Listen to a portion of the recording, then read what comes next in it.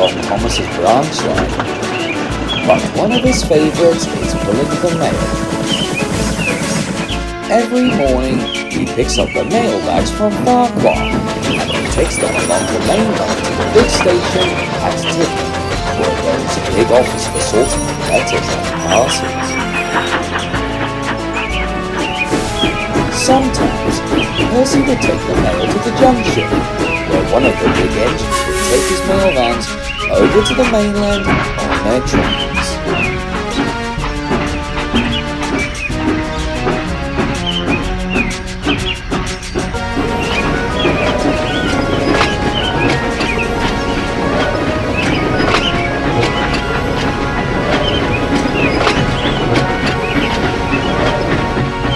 It's a very important job. Mail train must always run on time, no matter what.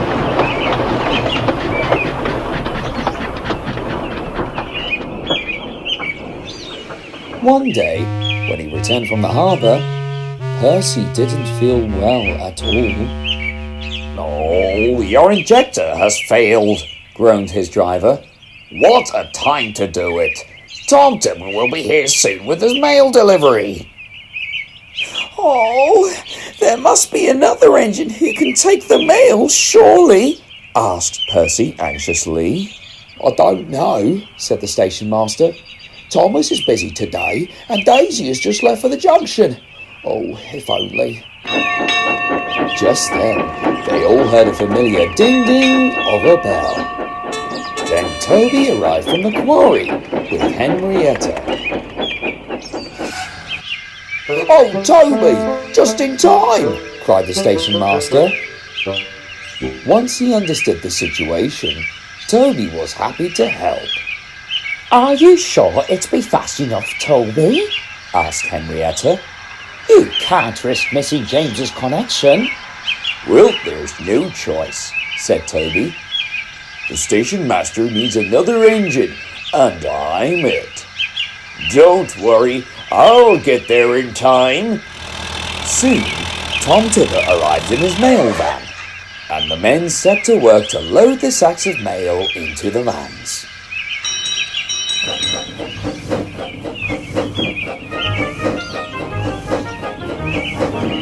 When they were ready, Percy wished him good luck as Toby puffed away.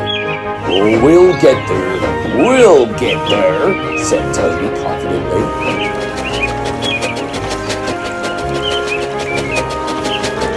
They started out well.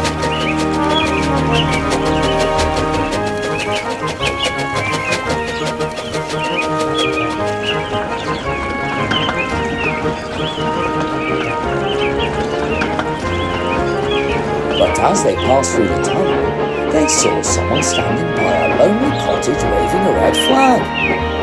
"That's Mrs. Kindly," said the driver. "I wonder what's wrong." Toby pulled up carefully, and the fireman went up the steps to meet Mrs. Kindly at her door. "Is something the matter?" he asked. "Oh, yes, there is," said Mrs. Kindly. "I'm so sorry to hold you up like this, but I've written a birthday card for my sister, and I wasn't able to get to the postbox on time. Could you perhaps drop it off for me, please?" The fireman didn't know what to think. "Well, it's a good thing you stopped us then," he chuckled. "We happen to be pulling the mail train today. We'll get your letter delivered, no problem." "Oh, thank you. That's very kind." "What a time to make a request stop," cried the driver when the fireman returned. "Still, we did promise after all. Let's try and make up lost time." So Toby set off again.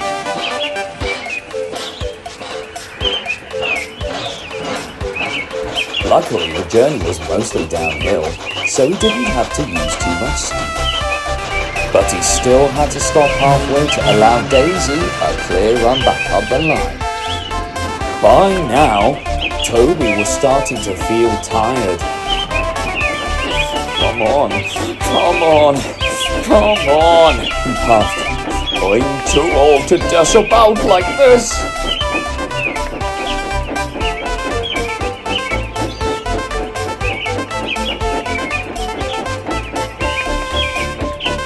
At last, they reached the junction just as James was pulling in. He was surprised to see Toby.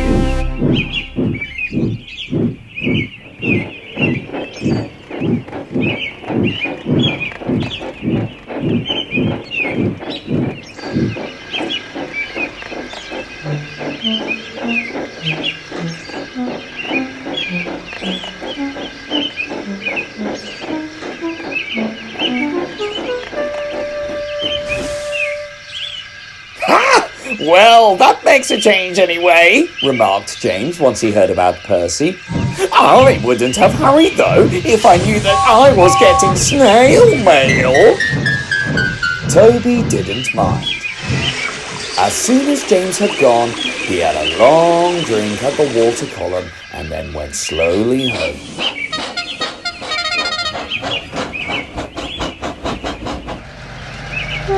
A few days later, Mrs. Kindly wrote another letter. This one she sent to Farquhar, thanking Toby and his driver for being so kind in delivering her sister's birthday card on time.